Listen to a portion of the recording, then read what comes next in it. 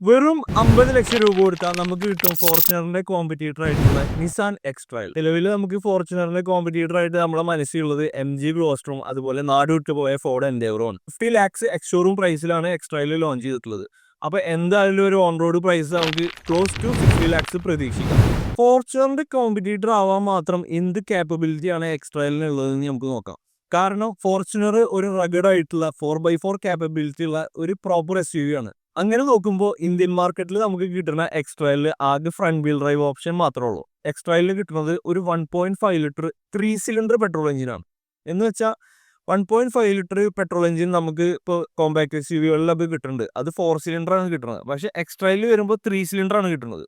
ഇതുണ്ടാക്കുന്ന maximum power എന്ന് പറയുന്നത് 163 horse power ആണ്. പിന്നെ ഒരു 300 ന്യൂട്ടൺ മീറ്റർ ടോർക്കും. മീൻവൈൽ ഫോർച്യൂണർ ഉണ്ടാക്കുന്നത് 201 ഹോഴ്സ് പവറും അതുപോലെ 500 ന്യൂട്ടൺ മീറ്റർ ടോർക്കുമാണ്. അപ്പോൾ ശരിക്കും ഫോർച്യൂണറിന്റെ റൈവൽ ആവാൻ പറ്റുമോ എക്സ്ട്രൈലിൽ നിന്ന് നമുക്ക് ഈ വീഡിയോയിൽ കാണാം.